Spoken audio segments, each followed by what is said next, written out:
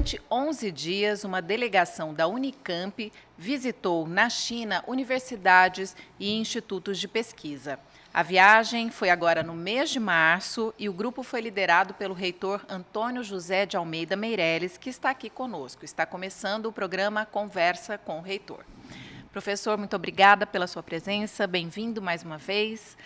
Vamos falar dessa viagem, quer dizer, 11 dias viajando ali por Pequim, por Xangai, foram discutidos projetos de inovação, a instalação, o andamento, né, do Hub Internacional de Desenvolvimento Sustentável, e houve também um encontro com a ex-presidente Dilma Rousseff, que atualmente é presidente do Banco dos BRICS. O que você gostaria de destacar dessa viagem? Então, antes de tudo, muito obrigado por mais essa entrevista, essa oportunidade de estar aqui, prestando esclarecimentos sobre as atividades da reitoria, né? Foram 10 dias muito intensos. Se nós somarmos todas as instituições que estivemos presentes, o conjunto não o conjunto da delegação, porque em alguns casos havia simultaneidade, então nós nos dividimos. No total foram 17 instituições, né? A grande maioria instituições acadêmicas, algumas com um caráter muito parecido com a Unicamp, a gente chama universidades de pesquisa e amplas, em termos de abrangência de assuntos de formação de pessoas e de pesquisa. Outras mais focadas, principalmente na área de artes, né? Então, em alguns casos, a gente fez uma divisão da equipe. É importante mencionar que essa delegação ela foi uma iniciativa conjunta da Unicamp com a Universidade BJTU, é uma universidade importante de Pequim e que compartilha conosco a iniciativa do Instituto Confúcio na Unicamp, né? É uma instituição que visa divulgar a cultura chinesa e formar pessoas em linguagem chinesa, mandarim.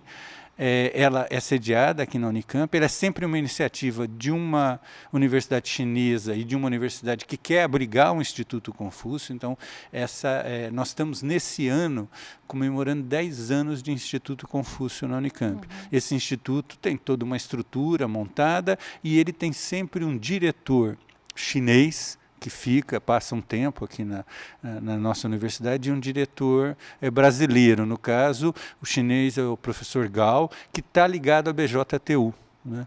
E o brasileiro é o professor Bruno De Conte, do Instituto de Economia. Eles, junto com a DERE, que organizaram essa visita. Ela, de fato, está associada a uma visita anual que nós temos que fazer. Estava prevista para o ano passado, em função de vários motivos, só foi possível realizar agora. Então, nós visitamos em Pequim várias universidades, a própria BJTU, que é um centro de desenvolvimento muito importante na área de transportes, é onde uma parte importante do desenvolvimento do trem de alta velocidade chinês foi feito, né? E tem essa abrangência grande na área também tecnológica. Embora a nossa cooperação com eles hoje se dê muito na área de humanidades, né? Tivemos na Academia de Ciências Sociais da China, tivemos no Centro de Física de Partículas da Academia de Ciências Chinesa, tivemos na Universidade Normal de Pequim, na Universidade de Pequim, que é uma das mais conceituadas da China e internacionalmente, tivemos na Academia Chinesa de Cinema, que é uma academia de cinema, mas é uma universidade em torno da temática da produção de filmes, né? Estivemos no Arquivo de Filmes da China, que também fica em Pequim e que também é responsável tanto pela divulgação no exterior de filmes chineses, como a divulgação na China de filmes estrangeiros, mas pela preservação do patrimônio cultural chinês na área de filmes, né? Mas também tem programas de pós-graduação e programas de pós-doutoramento. Então, prospectamos várias possibilidades de cooperação. No caso da BJTU, o objetivo é ampliar a cooperação para outras áreas. Ela já é bastante no Confúcio, né? Parcela no Confúcio, então estender para outras áreas da universidade. No caso da Academia de Ciências Sociais, então aí o foco é maior nas humanidades, mas hoje nós temos cooperação forte, nós temos um centro de estudos sobre a China na Unicamp. Nesse centro de estudos sobre a China, a presidente... Na economia, não? Ele é compartilhado hoje entre as ciências sociais e a economia, né? Da economia participa o professor Célio Iratuca, que é o diretor do Instituto de Economia, participa também e aí é uma pessoa que teve muita importância nessa aproximação com as ciências sociais da China, o professor Tom Dwyer, e a presidente desse centro é a nossa pró-reitora de pós-graduação, a professora Raquel Meneghello. Nessa área, então, também nós temos muita oportunidade de estreitar mais a colaboração. Nós temos alguns desafios que são parecidos, né, em termos de políticas sociais, por exemplo, né? A questão, como a China venceu alguns problemas de pobreza e evitou um agravamento ainda maior de problemas de distribuição de renda. Então, nessa área de ciências sociais tem uma colaboração bastante interessante e o objetivo é estender para a área de economia. Já tem essa colaboração, na verdade, nós em Xangai a gente teve contato com um professor do Instituto de Economia que está passando um mês agora numa colaboração que a gente tem com a Universidade Fudan, né? E aí muito tem essa questão da velocidade de desenvolvimento chinês, principalmente na área de tecnologia e inovação, que gera um interesse de conhecimento maior para ver o que a gente pode aprender dessa lição.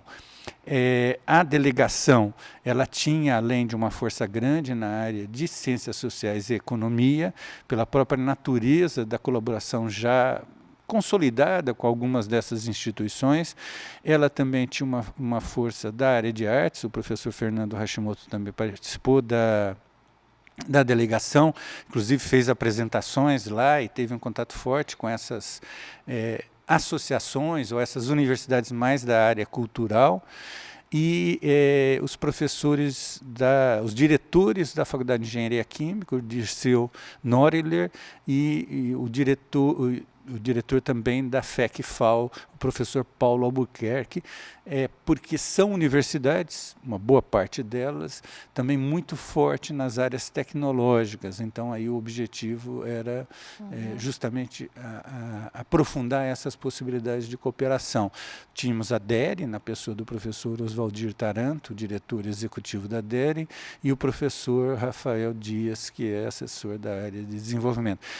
Foi uma delegação grande, mas é importante mencionar que é uma iniciativa conjunta com o Confúcio, então, normalmente isso é compartilhado em termos de custo, né? A gente é responsável principalmente pela passagem das pessoas e por parte dos custos de estadia lá, mas tem partes desse custo que é bancado pelo lado chinês, assim como é na visita deles aqui também. Ah, entendi. Essas viagens, né, geralmente o propósito é estreitar laços, né, desenvolver cooperações. Agora, é uma conversa que muitas vezes começa lá, mas que precisa continuar aqui, né? Como que essas conversas avançam quando vocês retornam dessas missões? Certo. Normalmente, o que a gente faz é tentar estabelecer em que nível de relação a gente está. Então, nos casos da BJTU, em Pequim, no caso da Universidade de Pequim, que a gente já tem colaboração, e em Xangai, a Fudan, a Universidade Fudan, que a gente tem uma colaboração bem grande, né? A Fudan, ela criou na América Latina um consórcio que chama FLAUC, que é um consórcio de universidades latino-americanas e a Fudan University, né? Esse consórcio, ele tem eventos anuais e um intercâmbio grande. Então, a gente já mandou mais de um pesquisador. Nós temos um professor agora que está passando um mês lá e eles também mandam para cá. No caso da universidade, aí focado em economia. No caso da Universidade de Pequim, essas colaborações também já existem na área de ciências sociais. O professor Tom estava lá, ele tem já uma amizade com pesquisadores na área de ciências sociais da Universidade de Pequim. A pessoa que ajudou um pouco na tradução esteve na Unicamp, passou um tempo aqui, fala português fluentemente, é uma professora da universidade, o ensino da língua portuguesa em algumas universidades chinesas tem uma importância significativa.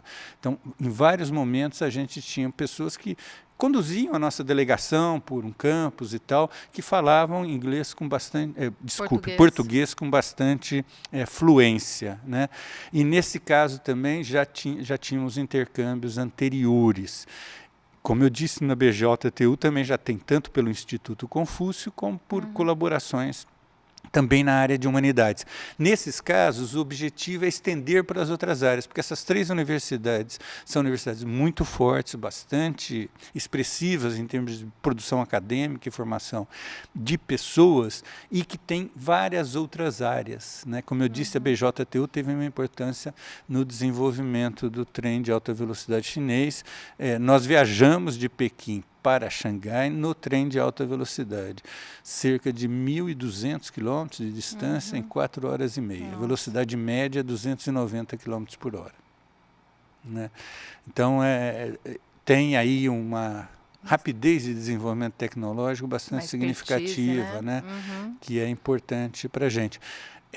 Então, o que se faz é normalmente prospectar como progredir. Por exemplo, a possibilidade de fazer intercâmbios na graduação. Então, nós exploramos também com algumas universidades, uma universidade que é importante, que a gente não tinha um contato estreito antes, é a North China Electric Power University. É uma universidade que surgiu originalmente muito forte na área de energia. Hoje também é uma universidade abrangente, né? Mas que continua tendo o principal laboratório nacional agora em energias renováveis, né? Não tanto bioenergia, mas fotovoltaica, eólica, né? E a própria energia hidroelétrica. Eles querem fazer conosco um centro Unicamp e China, vamos dizer assim, em energia de baixo carbono. Então, é uma proposta que a gente vai estudar e que seria interessante. É o principal laboratório chinês na área de energias renováveis. Então, esses momentos de encontro da delegação é um pouco em que pé que estamos em termos de cooperação e quais são os interesses de cada instituição. A gente não chega a discutir todos os detalhes, mas as ideias vão brotando dependendo um pouco do interesse de cada instituição. Então, uma das possibilidades é, por exemplo, ter intercâmbio de alunos na graduação, por pequenos períodos de tempo, 3 meses, passarem lá, 5 alunos nossos, 5 passam aqui, e daí você tem que prospectar um pouco quais são as áreas onde esse potencial é maior. Mas nessas universidades, a gente discute possibilidade de fazer cotutela, de fazer programas sanduíches, né? Sim, essas discussões elas vão avançando ali no âmbito da DERE, no âmbito das Ela combina a DERE e as unidades. E as unidades. O papel da DERE aí é criar no pós-delegação, pós esse período, uma espécie de prospecção dos interesses, a partir dessa primeira conversa, das temáticas de interesse específico de cada instituição, e daí prospectando internamente quem são os pesquisadores, os professores, ela coloca em contato. Entendi. Então, DERE é Diretoria Executiva de Relações Internacionais. Então, o passo agora é, com essas várias instituições, algumas amplas, outras mais focadas, gerar reuniões remotas, é isso que fazemos, né? Essas reuniões remotas, elas acabam colocando em contato os professores que são de diferentes unidades, mas que têm interesses comuns de pesquisa, né? E isso permite, então, aprofundar essa relação e criar o canal concreto da pesquisa, que é, eventualmente, o professor ir lá passar um tempo, de lá vir para cá passar, ou os alunos orientados desses professores fazerem essa conexão em termos de pesquisa específica, vamos dizer assim. Então, é mais ou menos dessa forma que a gente procede. É importante mencionar que essa visita, ou essas delegações, na forma em que elas ocorrem, elas criam esse ambiente muito mais positivo de colaboração posterior. Sim. Porque você faz uma prospecção daí cara a cara, né, face to face. É uma ação política, né? De conversar e das pessoas identificarem o real interesse de cada lado. Né? É nessas horas que a gente fala, ó, vale a pena, né? Você conhece as instituições, então algumas a gente já conhecia anteriormente. Então, nesses casos é fácil fazer a expansão. As outras, né, nós não tínhamos um conhecimento anterior.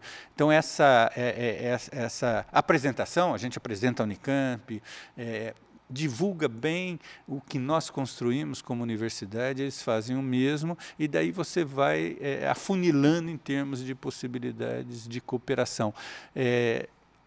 Em particular, por exemplo, no caso da Universidade Fudan, que é uma universidade bastante expressiva também na história chinesa, né, e tem um desempenho muito bom nos rankings aí internacionais, eles estiveram aqui o ano passado, né, não sei se foi setembro ou outubro.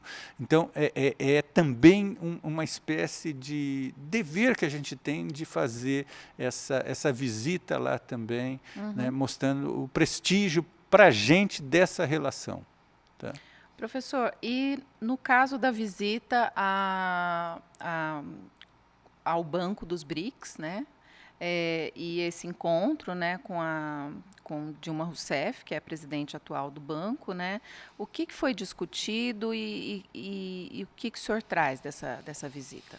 Então, antes de mencionar ela especificamente, falar que em todas essas missões que a gente tem feito, nós temos procurado contatar instituições brasileiras no país, né?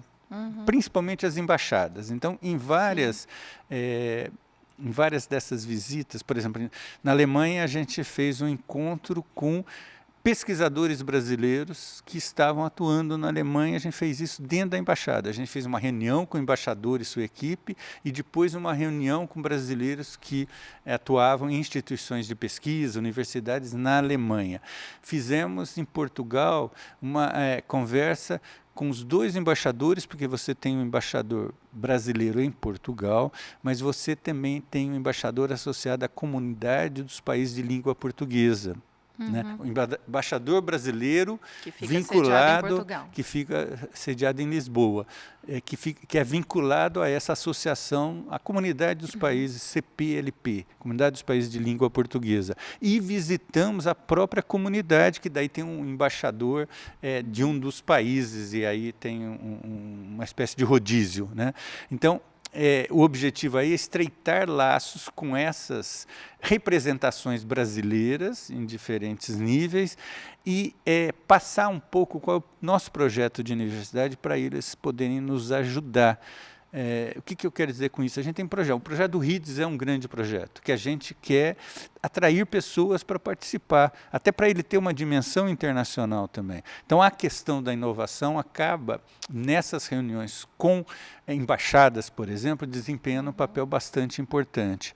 Fizemos isso em Pequim. Então, fomos recebidos pelo embaixador e sua equipe, apresentamos o objetivo da visita em geral para as universidades chinesas e outras instituições da China, mas também apresentamos o nosso projeto de futuro da Unicamp, solicitando da embaixada que ela se torne um elemento de divulgação disso junto a outras instituições chinesas, junto a empresas chinesas. E a ideia de visitar o Banco dos BRICS, em particular, porque hoje ele é dirigido pela presidenta Dilma Rousseff por uma brasileira, né, que tem uma relação com a Unicamp. A Dilma estudou aqui, fez cursos aqui no Instituto de Economia.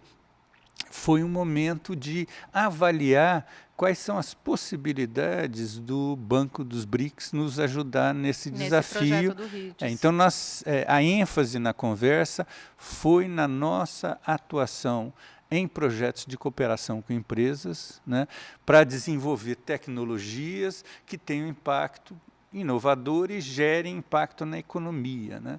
E, em particular, apresentamos os vários projetos, vamos dizer assim, que a gente tem hoje, que eu sempre repito, esses projetos que são alguns compartilhados com empresa FAPESP, Unicamp, outros só com empresa, e sempre atuando em questões importantes do mundo da inovação com potencial de impacto econômico, né? Então, apresentamos esses projetos e apresentamos a proposta do RIDES, tanto aquilo que é mais da Unicamp, como aquilo que é associado ao consórcio, vamos dizer assim, o conselho das 14 instituições envolvidas no projeto do RIDES. A presidenta Dilma deixou claro as possibilidades de apoio do banco a projetos. Projetos têm que ser apresentados e aprovados, obviamente. O Banco dos BRICS não financia a fundo perdido, então a chance de financiar a universidade diretamente é muito pequena, porque a nossa tradição é financiamento a fundo perdido, né? Mas eles podem financiar empresas com taxas de juros baixas. Então, no contexto da geração de centros de pesquisa associadas à inovação, é possível esse tipo que de haja esse financiamento. No caso concreto, então, a empresa teria que se interessar por compartilhar um espaço de pesquisa e desenvolvimento e geração de inovação conosco e formularmos um projeto e submetermos a análise dos BRICS. O que eu posso dizer é que a presidente Dilma ficou bastante motivada pela ideia do RIDES, pela ideia de um distrito de inovação. Uma coisa que impressiona na visita à China é a velocidade de geração de inovações, né? É muito rápido, é muito denso isso, né? Na economia chinesa dos dias de hoje, e eu acho que isso impressiona também essas estruturas de financiamento, que é como se pode gerar, a partir do conhecimento, produtos, processos que melhorem a vida das pessoas. Eles têm hoje uma parte razoável da frota de veículos, são cidades, Xangai tem 26 milhões de habitantes, né? Uma parte considerável da frota que é veículo elétrico. Né? E identificado, a placa do carro já identifica, porque tem uma coloração diferente de um carro não elétrico. Tá. Você traz essa impressão, então, né, de um país assim que financia a inovação e que a inovação acontece de forma muito rápida. O ritmo é bastante rápido. Essa é a terceira vez que eu vou para a China. Eu tive pouco mais de 20 anos atrás, num evento em Pequim, né? Depois, um pouco mais que 10 anos atrás, num evento em Xangai. Então, dessa vez eu visitei as duas e a mudança é bastante significativa, né? A taxa com que eles transformam, né? Transformam a cidade. Xangai, em particular, é algo realmente único, assim, em termos de arquitetura vale a pena entrar e ver os prédios bastante diferentes que são construídos naquela terra. E também os viadutos, né? Impressionante. E as universidades, você estava comentando, né, que as universidades elas são um pouco diferentes também, né? Então, elas preservam algumas características interessantes. Elas preservam nomes associados um pouco às origens. Então, aparentemente, eu posso estar aqui cometendo algum erro, mas a sensação que dá é que elas eram universidades que se focavam em alguns tópicos. Isso é uma tradição em alguns lugares. Na Alemanha você tem as universidades técnicas, que não tem muita humanidade, tem mais as áreas tecnológicas e exatas, né? Então eu tenho a impressão que a história das universidades chinesas tem uma parte delas que tiveram essa origem como uma universidade que chama Universidade Normal de Pequim. E o normal aí é a ideia da escola normal do Brasil, né? Que teve no passado de formação de profissionais para a área da educação. Eles preservam o nome, mas eles já são genéricos hoje em dia. Então tem área de biológicas, tem área de exatas, tem áreas de engenharia, mas a origem foi preservada. Então essa é uma coisa interessante. A segunda coisa é que todas as universidades têm um museu da história da universidade. E eles faziam questão da gente conhecer a história da universidade. Então, a delegação, uma das etapas da visita era passar no museu e conhecer a história da universidade. A outra coisa interessante é a expansão, né? Extremamente planejada, assim. Em todos os lugares que a gente foi, eram, vamos dizer, os campos principais, campi, né, principais das universidades, mas eles já estavam construindo um outro ou um terceiro, e uma das coisas que eles mostravam para a gente era a maquete, totalmente já planejada, né? Algumas maquetes, que a maquete já é uma obra de arte, assim, né? Então tinha essa coisa interessante, muito, quer dizer, aparentemente um orgulho muito grande deles em relação às próprias instituições universitárias que eles têm.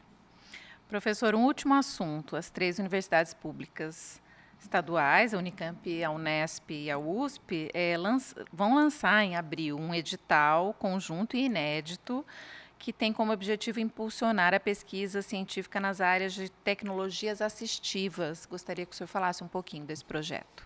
Então, essa é um projeto que, vamos dizer, demorou um tempo para virar realidade, está virando agora, mas que foi uma iniciativa de uma conversa conjunta das 3 universidades com a Secretaria Estadual do Direito das Pessoas com Deficiência, né? Particularmente aí o secretário Marcos da Costa e o professor Poveda, que até recentemente é membro do nosso conselho universitário, é da Faculdade de Direito da USP, mas ele é assessor do Marcos da Costa, né?